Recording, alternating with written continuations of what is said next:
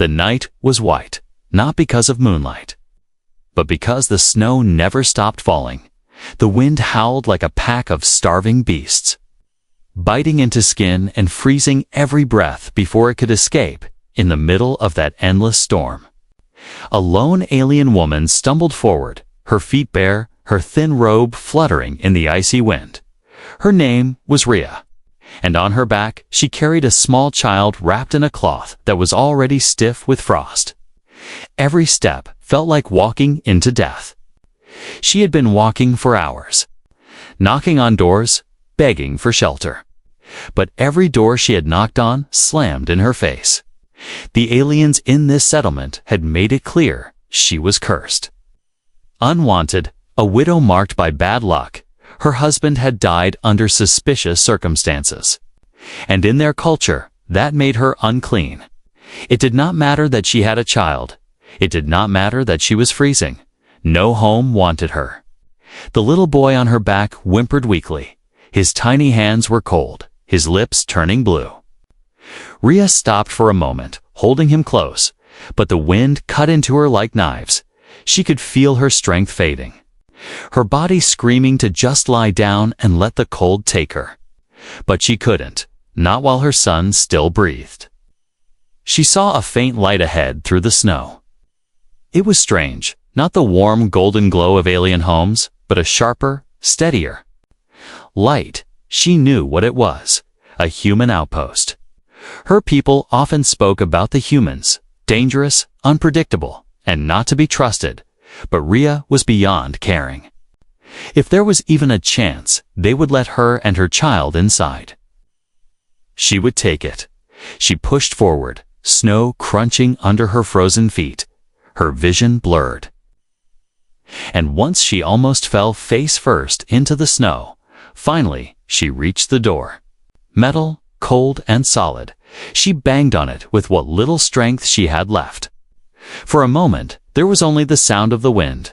Then she heard footsteps. Heavy and sure, approaching from inside. The door opened a crack. A man stood there, tall, broad-shouldered, with a face half hidden by a scarf. His eyes narrowed as he looked at her, scanning from her frozen hair to the child on her back. "Who are you?" His voice was deep, rough from the cold. Rhea's lips trembled as she spoke. "Please. Just warmth, that's all. For my child." The man didn't answer right away. His gaze was sharp, as if he was deciding whether she was a danger or not. Humans in this region didn't trust strangers, especially alien strangers. Finally, his eyes shifted to the boy, whose breathing was shallow. The man's jaw tightened. He stepped aside. "Get in," he said. Rhea staggered inside, and the sudden heat hit her like a wave. It was not much, but compared to the storm outside, it felt like heaven. The man shut the door quickly, locking it with a heavy latch. He motioned for her to sit near the heater. Rhea lowered the child to the floor, wrapping him tighter. The boy's eyes half opened, his lips trembling, but the warmth was slowly bringing back his color. The human knelt beside them, opening a small box and taking out a steaming cup of liquid. "Drink," he said. Holding it out, Rhea hesitated in her world. Nothing was free, but her child's life mattered more than pride or fear. She took the cup with shaking hands, letting the steam warm her face. Before she took a sip, it burned her tongue slightly, but she didn't care. The man sat down across from her, studying her in silence. His clothes were worn but strong, made for survival in the cold. He had a weapon strapped to his back, not raised, but always within reach. "What's your name?" he asked finally. "Rhea," she whispered, "and this is my son, Lero." He nodded slowly. "I'm Evan," he said. "You're lucky you found me. Not many humans here anymore." Rhea swallowed hard, glancing at the locked door. Then, "Maybe I'm unlucky." "They'll follow me," she muttered without thinking. Evan's eyes narrowed again. "They?" he asked, his voice low. But before she could answer, a sound came from outside, faint but clear, footsteps crunching in the snow, slow, deliberate, moving closer. Rhea's hands tightened around her child. Evan stood, moving to the window, his hand resting on his weapon through the swirling snow. Dark shapes moved, not human, not friendly. They stopped a few meters from the door, just standing there in the blizzard, watching. Rhea's heart pounded. The warmth she had just found felt fragile now, like it could vanish in an instant. Evan glanced back at her. "Who are they?" He asked again. Rhea's voice was barely a whisper. "The ones who will never let me go." The wind howled outside. The shadows didn't move away. They were waiting. Evan didn't like uninvited guests, especially the kind that stood in the snow without speaking. He had seen their type before. Trackers, hunters, the kind who would rather freeze to death than lose sight of their prey. His eyes stayed on the shadows outside, the wind tossing snow across their shapes. They didn't flinch, didn't move, just watched. Behind him, Rhea held her son tightly. Her back pressed against the wall as if she could melt into it. Her breathing was quick, but she was silent. Evan glanced at her and saw something in her eyes, not just fear, but resignation. She had been found, and she knew it. "You know?" "Them," Evan said, his voice flat. Rhea didn't answer right away. She just rocked her child gently, as though the motion could hide the truth. Finally, she whispered, "They want me. They've wanted me for a long time." Her voice cracked. "They won't stop." Evan stepped away from the window, locking the heavy shutters. He didn't ask more questions, not yet. He had learned a long time ago that in a storm, you deal with the cold first and the truth later. He went to a supply crate, pulling out another blanket and wrapping it around Rhea's shoulders. "You're safe here for now," he said, his tone calm but unreadable. Rhea's head lowered. "You don't understand," she murmured. "No place is safe for me." Evan knelt so they were eye level. "I'm not most places," he replied simply. Something in his voice made her pause. It wasn't kindness exactly, but certainty. Like he had already decided she was under his protection, whether she wanted it or not. The child stirred, coughing weakly. Evan reached for a small metal cup and poured warm broth from a pot on the stove. He held it out, and this time, Rhea didn't hesitate. She fed her son in small, careful sips, her hands shaking not from cold, but from the weight of the moment. Outside, the shadows shifted. Evan moved to a side door quietly, slipping out into the snow without sound. He crouched low, letting the wind cover his scent and footsteps. When he reached the edge of the outpost light, he saw them clearly. 3 aliens, tall and broad, their armor dark against the white snow. One of them was scanning the cabin with a strange device. Another gripped a weapon too advanced for this settlement's trade laws. They weren't settlers, they were professionals. Evan's jaw tightened. He had been in enough conflicts to recognize bounty hunters, and these ones weren't here for negotiation. He retreated back inside, sealing the door again. When he returned, Rhea was watching him. Her expression said she already knew what he had seen. "They're not leaving." He told her, "They're waiting for the storm to pass. Or for me to hand you over." She looked down at her child, her voice small. "If I go, will they leave you alone?" Evan didn't even blink. "That's not how this works." He said, "If they're after you, they'll kill anyone who helps you. And right now, that's me." Silence settled between them. The only sound was the storm battering the metal walls. Finally, Evan stood, checking the latches on his weapons locker. "You need to tell me everything," he said firmly. "Right?" Now, Rhea hesitated, but she saw something in his stance, not threat, but readiness. If she told him, he would act. If she didn't, he might still act. But blind, so she told him. She told him about the Korak clan, a powerful alien family that ran half the outer settlements like a crime empire. Her husband had worked for them, handling cargo no one asked too many questions about. One day, he didn't return. The clan claimed he had stolen from them, and under their laws, his debt fell to her. But they didn't want repayment in credits. They wanted her, not for work, but for something worse, something she could never say aloud without choking. Evan listened without interrupting. His face didn't change, but his hands clenched once. At his sides, when she finished, she could barely look at him. "That's why no one will take me in," she whispered. "They know the clan will come. And no one survives when they do." Evan leaned back slightly, studying her. "They'll survive," he said. "If they don't get the chance to knock." It took her a second to understand. He wasn't talking about running. He was talking about stopping them here. "You can't fight them," she said quickly. Fear spiking in her voice, Evan's lips twitched in something close to a smirk. "I've fought worse," he replied, "and I'm still here." Before she could answer, the sound of metal striking metal echoed outside, a testing blow against the cabin walls. The hunters were letting them know the storm wouldn't last forever. Rhea's grip on her child tightened.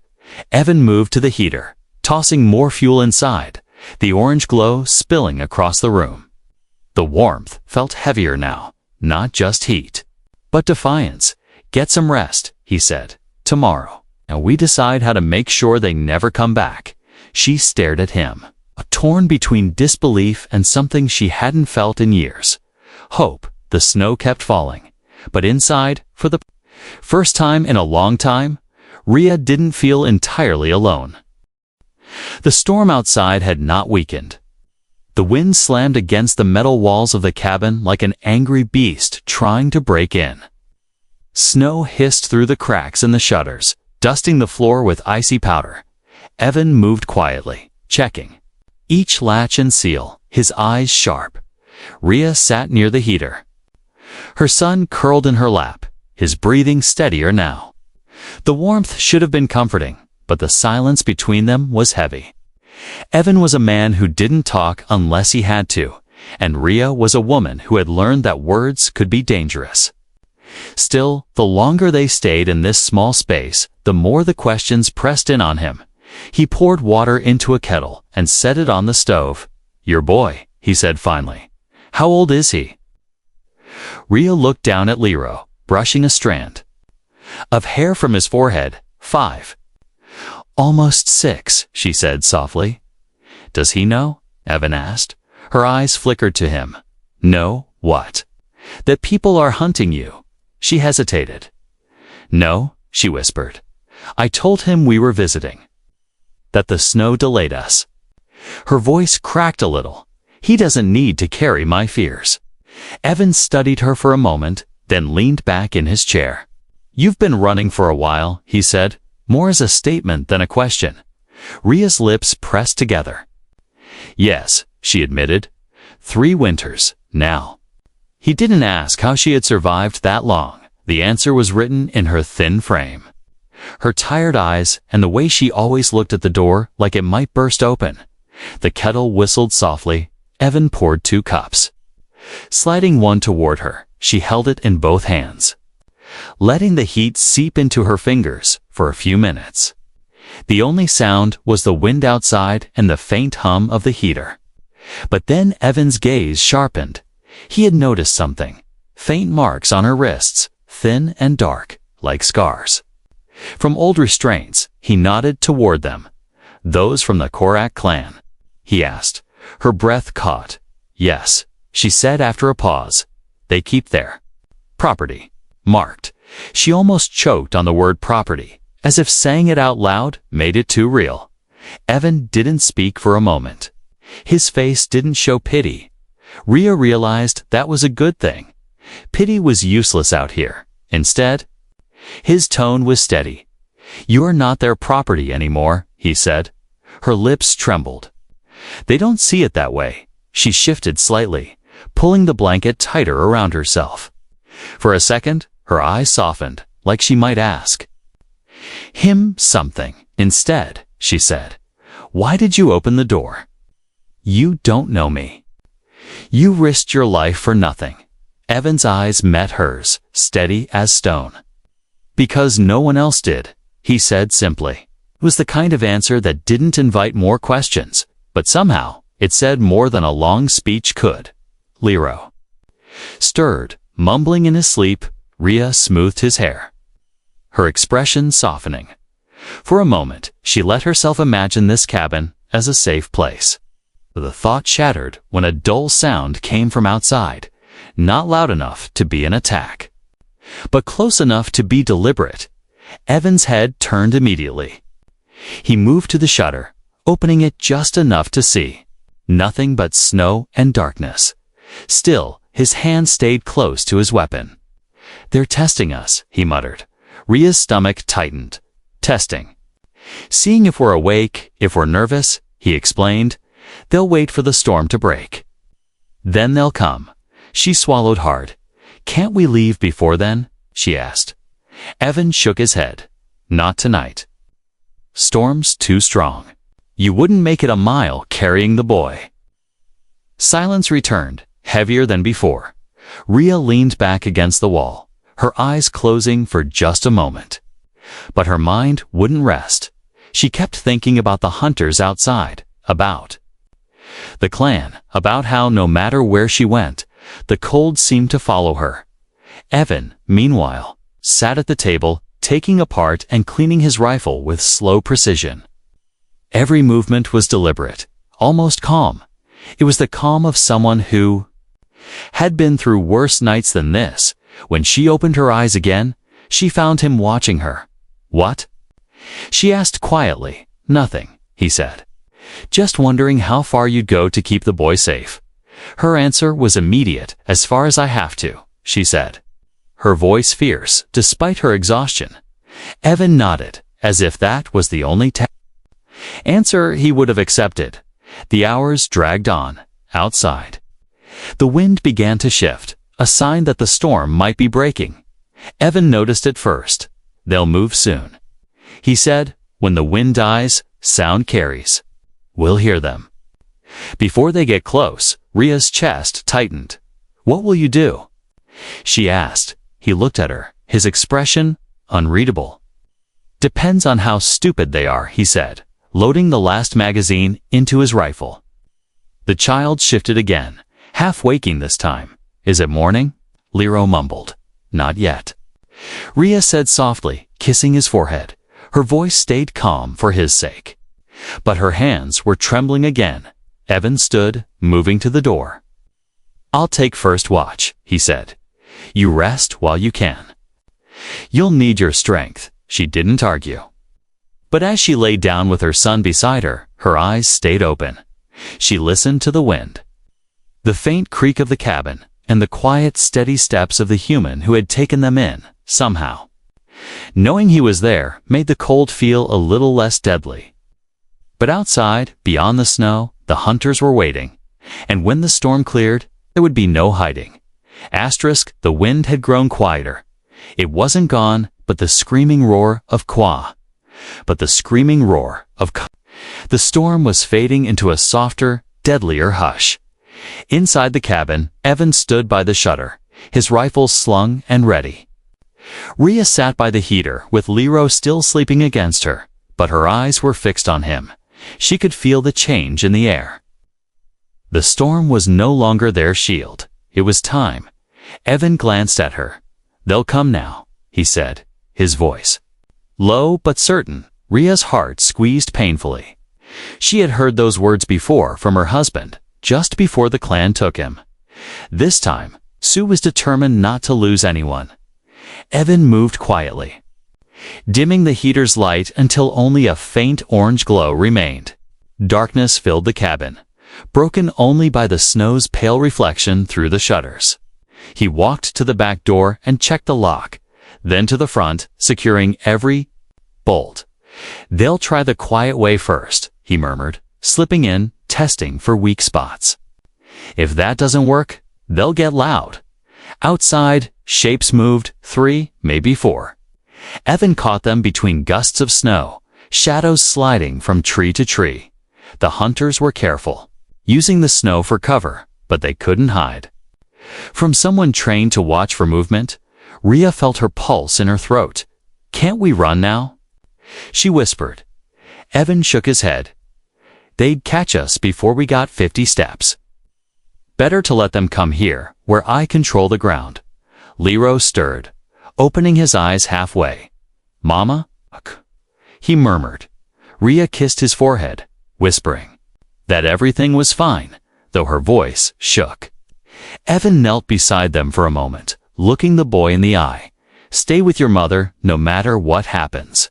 Understand?" The boy nodded sleepily, sensing the weight in the human's tone. A faint metallic click came from outside, the sound of a blade sliding against the cabin wall. Evan's head turned sharply. "They're checking for soft spots," he said, already moving to the side of the door. Another sound, this one a slow creak of wood under weight. One of them was on the roof. Evan lifted his rifle. Eyes locked on the ceiling, the hunters were probing from every angle. A sudden thud rattled the back door. Rhea gasped, clutching Lero. Evan motioned for silence, then moved to the rear. Stepping as lightly as a predator, the thud came again, harder. This time, it was followed by a hiss, the sound of a plasma. "Torch-cutting metal, they're breaching," Evan muttered. He set down the rifle and grabbed a short, heavy shotgun from the wall. "Stay low, keep your boy's head down," he told Rhea. The torch's hiss grew louder. Sparks flickering under the door, Evan waited until the cut was nearly complete. Then, without warning, he kicked the door outward, hard. The move caught the hunter on the other side by surprise. The door slammed into his chest, knocking him into the snow. Evan fired once, the blast tearing through the blizzard. The figure fell back, armor dented and smoking. Another shape moved fast from the side. Raising a weapon, Evan ducked back inside. Slamming the door shut, he threw the bolt into place just as a plasma bolt scorched the wall where his head had been. "They know we're awake now," he said grimly. From the front of the cabin came a sharp pounding. The hunters weren't testing anymore. They were coming in full force. Rhea's breathing quickened. "Evan." "There's too many," she whispered. He gave her a quick look. "There's enough," he said. Loading fresh shells, the pounding turned into a crash as the front door shuddered under impact. Evan took position to the side, ready for the breach. The door burst inward with a roar of wind and snow. Two armored figures rushed in, their visors glowing faintly. Evan fired twice, the close-range blasts echoing in the small space. One hunter fell instantly. The other stumbled but swung his weapon toward Rhea. Before he could fire, Evan slammed into him, driving him back out into the snow. The two of them vanished into the blizzard for a moment, grunts and the sound of struggling lost in the wind. Rhea's hands were shaking so hard she could barely keep hold of her son. She heard another noise, footsteps on the roof again. Her eyes darted upward if they came through the ceiling. She scanned the room for anything, spotting a long metal rod near the stove, gripping it tight. She moved under the ceiling hatch. The first shadow dropped through, and she swung with all her strength. The rod connected with a loud crack, sending the figure sprawling to the floor. Outside, Evan fought in the snow, his breath steaming in the freezing air. The hunter was strong, but Evan's training was stronger. A final blow to the helmet sent the figure collapsing into the drift. Unmoving, he grabbed the fallen weapon and sprinted back inside. When he saw Rhea standing over the unconscious attacker, holding the rod, his brows lifted slightly. "Not bad," he said. The last hunter was retreating. Through the window, Evan watched him disappear into the trees, but he knew this wasn't over. "They'll be back," he said, shutting the broken door as best as he could, "and next time won't be testing." Rhea looked at him, her chest still heaving. "You should have let me go," she said. Evan shook his head. "I don't let people freeze," he replied. He looked out into the storm again. "But tomorrow, we leave before they find more friends." The wind was quiet again, but the night was not safe. Inside the cabin, the smell of burnt plasma and smoke lingered outside in the darkness. The snow covered the bodies, but not the danger. The storm had passed by morning. The sky was pale gray. The snow lay heavy across the ground, muffling every sound. The world looked quiet, too quiet. Evan stood outside the cabin, scanning the horizon with a soldier's eyes. The night's fight had left broken footprints and scorch marks in the snow. If the hunters had retreated, it wouldn't be for long inside. Rhea sat by the heater with Lero in her lap. The boy was still sleepy, unaware of the danger outside. Her own body ached from the cold and the fight, but she knew there would be no rest today. Evan stepped back inside, shutting the door with a decisive thud. "We move now," he said. "Before they bring more." Rhea looked at the snow beyond the broken door. "Move? Where?" she asked. Evan was already gathering supplies, packs of food, thermal blankets, extra ammunition. "There's an old mining shelter in the mountains," he said, abandoned for years, but still standing. "If we're lucky, they won't." "Think to look there, if we're not lucky?" she asked quietly. He glanced at her. "Then we make our own luck." They worked in silence. Evan loaded a small sled with supplies, then pulled out a thick fur-lined coat and boots. "Put these on," he told Rhea. She hesitated. "They're yours? They're yours now." He replied, not looking up. The warmth of the coat felt like a small shield against the fear inside her. Evan wrapped Lero in a heavy blanket and strapped him securely into the sled. The boy blinked up at him sleepily. "Are we going somewhere?" Lero mumbled, "Yeah." Evan said, tightening the straps, "Somewhere better." The wind bit at their faces as they stepped outside. The snow crunched softly beneath their boots. The tracks from last night were already filling in, but Evan knew the hunters would be able to follow what little signs remained. "We keep moving," he said, over his shoulder. "No stopping unless I say." They moved through the white wilderness. The trees stood tall and silent, their branches heavy. With snow, the air was sharp and thin, each breath visible. Evan pulled the sled behind him with steady strength, his boots finding the firmest ground beneath the drifts. Rhea followed closely, clutching a small bundle of supplies to her chest. Hours passed. The sun never broke through the clouds. They didn't speak much. Every sound felt like it would carry too far. But when Rhea stumbled on a patch of hidden ice, Evan caught her arm, steadying her. "You're tired," he said. "I'm fine," she insisted, though her legs trembled. He didn't argue, just shifted the sled straps so he could pull both it and her for a short stretch. She protested at first, but the warmth of being carried made her too weak to keep speaking. When they stopped briefly under the shelter of a rock outcrop, Rhea finally spoke again. "Why are you doing this?" she asked. Evan was checking his weapon, not looking at her. "I told you," he said. "No one else would." Her voice softened. "That's not enough to risk your life." He glanced at her then, his eyes calm but firm. "It is for me." The wind shifted suddenly. Evan froze, his head tilting slightly. "Voices," he said quietly. Rhea's stomach nodded. From far behind them, faint but growing, came the sound of shouting, harsh, guttural words in the hunter's language. "They've found our trail," she whispered. "Then we make them lose it," Evan replied. He led them off the main path, cutting through a narrow section of forest where the snow was deep and soft. The sled dragged slower here, but it would hide their tracks better. Evan's movements were precise, doubling back in places, stepping in his own footprints. Rhea followed his lead, realizing this was not the first time he had evaded someone in the wild. The shouts grew louder for a while, then faded again.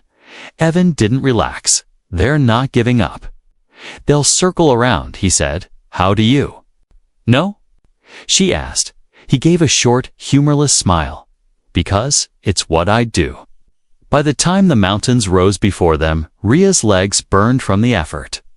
The jagged peaks looked sharp against the dull sky, their lower slopes hidden by dense pine forests. There, Evan said, pointing to a dark spot near the base of one peak. The mining shelter, it was small and half buried in snow. But to Rhea, it looked like a fortress as they approached. Evan swept the area with his rifle before stepping forward. The door groaned as he forced it open. Inside, the air was stale, but warmer than the open snow. Rusting equipment lay scattered on the floor, and old mining lamps hung from the walls. It's not much, Evan said, but it's defensible. Rhea set her supplies down, pulling Lero from the sled. The boy clung to her, tired but safe. For the first time all day, she allowed herself to breathe deeply. But Evan wasn't resting. He was already setting up a small defensive perimeter. Placing tripwire alarms at the entrance and loading fresh ammunition, Rhea watched him for a long moment before speaking. "You could have left me last night," she said quietly. He didn't stop working. "I could have," he agreed, "but I didn't." "Why?" She pressed. He looked at her then. "Because the cold kills fast," he said, "and so do the people hunting you. I'm not letting either win." She held his gaze for a moment, then lowered her eyes. The sound of the wind outside was different here. It whistled around the rocks like a warning. Somewhere in that sound, Rhea thought she heard the faint crunch of snow under boots. The hunters were still out there. And the shelter might only hold them for so long. The mining shelter was quiet, too quiet. Evan had been in enough dangerous places to know that sometimes silence meant safety. But more often, it meant the storm before the attack. He crouched near the doorway, his rifle resting on his knee. Watching the pale line of snow outside, every so often, the wind shifted, and he caught faint sounds, snow moving, twigs snapping. They weren't alone. Rhea sat in the far corner of the shelter. Her son in her arms, Lero, had finally fallen into a deep sleep, his face pressed against her chest. She kept rocking him gently. Though her eyes were fixed on Evan, he hadn't spoken much since they arrived. But she could see the way his shoulders stayed tense. He was listening for the enemy. Always listening. How close? She asked finally, her voice low. Evan didn't look at her. "Closer than I want," he said. Her chest tightened. "We can still leave." "No," he cut her off firmly. "We run now. We'll be running straight into them. Here, I can make them come to me on my terms." He turned back to the work he had been doing since they arrived, setting up the shelter for defense. Tripwire alarms were stretched low across the entrance, nearly invisible in the dim light he had positioned. 2 old mining carts near the door, ready to be shoved over as barricades near the back of the room. He had lined up extra ammunition and a small pile of crude explosives made from mining fuel cells. It wasn't much, but it was enough to make a fight costly. "Will it work?" Rhea asked, her voice almost a whisper. Evan finally glanced at her. "It has to," he said simply. The air grew colder as the sun dipped behind the mountains. Shadows stretched long across the snow, and the wind's song shifted into a low moan. That's when Evan heard it. A faint, steady crunch. Boots in the snow. Moving slowly, but without pause, he raised his hand, signaling for silence. Rhea clutched Lero tighter. The boy stirred. But she gently covered his ears and held him still. The first shape appeared between the trees, dark armor, visor glowing faintly red. Then another, and another. Evan counted at least 5 now, more than had come to the cabin the clan had sent reinforcements. They didn't rush the shelter. Instead, they spread out, moving to surround it. Evan tracked each movement, his breathing steady. Finally, one of them stepped forward, raising a hand in mock greeting. A voice, deep and cold, carried through the air. "Human," it said, "you've got something that belongs to us. Give her up, and you walk away alive." Evan didn't answer. The figure continued. "She's nothing to you." A widow? Weak. She's marked by our law. Still, Evan said nothing. The voice hardened. You have one chance. Open the door. Evan's answer came in the form of a single rifle shot. The lead hunter dropped instantly, snow puffing up around him for a heartbeat. There was only silence. Then the attack began. They came fast, firing plasma bolts that lit up the snow in flashes of blue and white. Evan moved with precision, firing short bursts, always shifting position. The first two who tried to rush the doorway hit the tripwire. A sharp snap, followed by the blast of a fuel cell. The explosion threw them back into the snow, their armor scorched. Rhea held Lero in the far corner, shielding him with her own body. Her heart pounded so loudly she thought it might give away their position. The air inside the shelter was thick with smoke and the sharp scent of burnt metal. Outside, the fight raged. Evan dropped one more attacker with a clean shot to the visor, then ducked back behind the barricade as plasma bolts tore into the wooden beams. A shadow moved along the roofline. One of them was trying to drop in. From above, Evan spotted the movement and grabbed one of the mining explosives. He lit the fuse with a snap of his lighter and tossed it upward through a gap in the ceiling. The blast shook the shelter, sending snow cascading from the roof and knocking the attacker to the ground outside. But there were still more. 3 figures. Closed in from the sides, Evan fired again, but one bolt grazed his arm. Burning through the sleeve of his coat, he gritted his teeth and kept moving.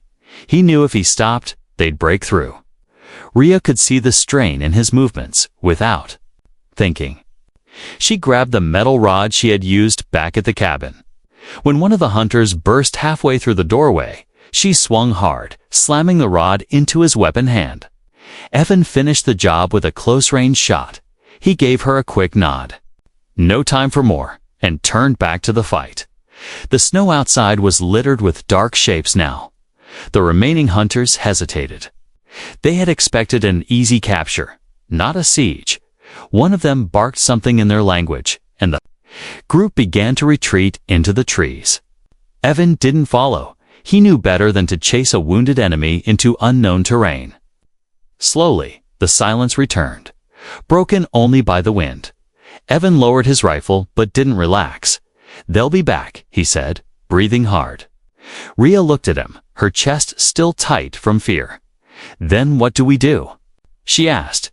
He met her eyes.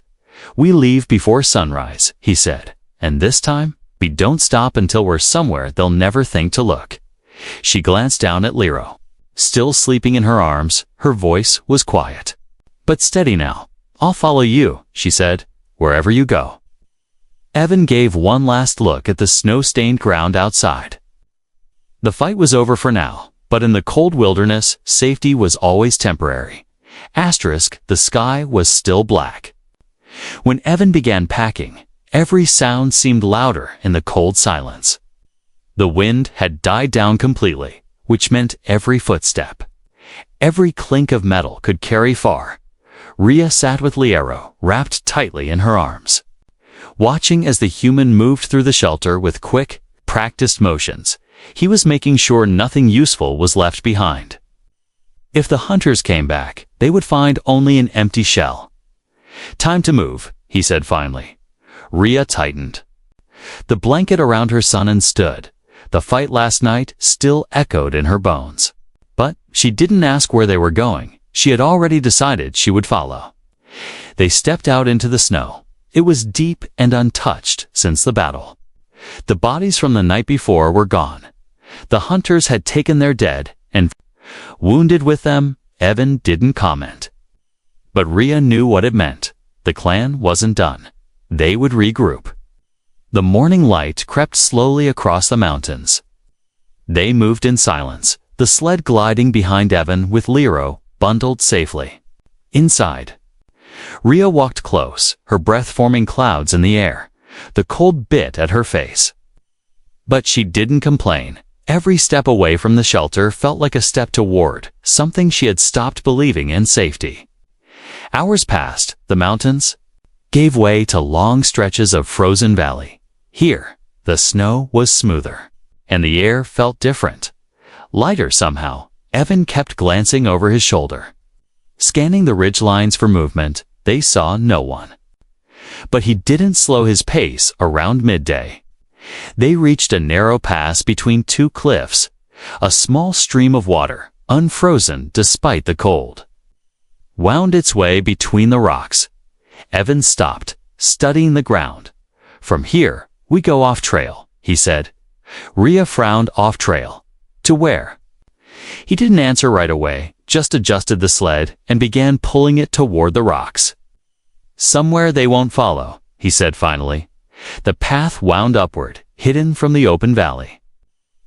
It was hard climbing in the deep snow, and Rhea's legs burned with each step, but when they reached the top, she froze in place. Before them lay a small valley, completely hidden by the cliffs. Tall pine trees shielded it from the wind, and in the center sat a cluster of old human structures, their roofs heavy with snow. "What is this place?" she asked. "An old relay station," Evan replied, "used during the first settlement years. Abandoned now. No one bothers with it, too far from trade routes." He looked at her, "Which makes it perfect for us." They moved into the station carefully. The buildings were dusty but solid, their walls thick enough to hold warmth. Evan checked each room, making sure no one had been here recently. When he was satisfied, he dropped his pack and set the sled down. "This will be home," he said simply. Rhea stood in the doorway, looking out at the valley. The sun was dipping low again, turning the snow gold for the first time in years. She felt like no one could see her. No knocking on doors, only to be turned away. No running through storms with nowhere to go. Evan lit the stove in the main building. The smell of burning wood filled the air, warm and steady. Lero stirred and opened his eyes. "Where are we?" he asked sleepily. Rhea smiled softly. "Somewhere safe." The boy's eyes moved to Evan. "Who was setting a pot of broth on the stove? Is he staying with us?" Lero asked. Evan glanced over. "Yeah, kid," he said. "I'm staying." That night, the three of them sat by the fire. Rhea had offered to take the floor so Evan could sleep in the cot, but he shook his head. "You've been cold long enough," he said. Giving her the bed, she hesitated before climbing in, watching him settle in a chair with his rifle resting across his knees. "You don't sleep much, do you?" she asked. "Enough," he said, eyes still scanning the shadows. Something in her chest tightened. He wasn't just keeping watch for himself. He was keeping watch for them. The wind outside rose for a moment, whistling through the trees. But it sounded far away. Here, the walls didn't shake, and the air didn't bite. It was the first night Rhea had closed her eyes without fear in a very long time. Days passed. They began to make the place livable. Evan repaired the broken door hinges, reinforced the windows, and cleared paths through the snow. Rhea found an old cupboard in the corner and started storing the supplies they had brought. Lero laughed for the first time in weeks when Evan carved him a small wooden figure from scrap wood. One evening, as the fire burned low, Rhea sat across from Evan.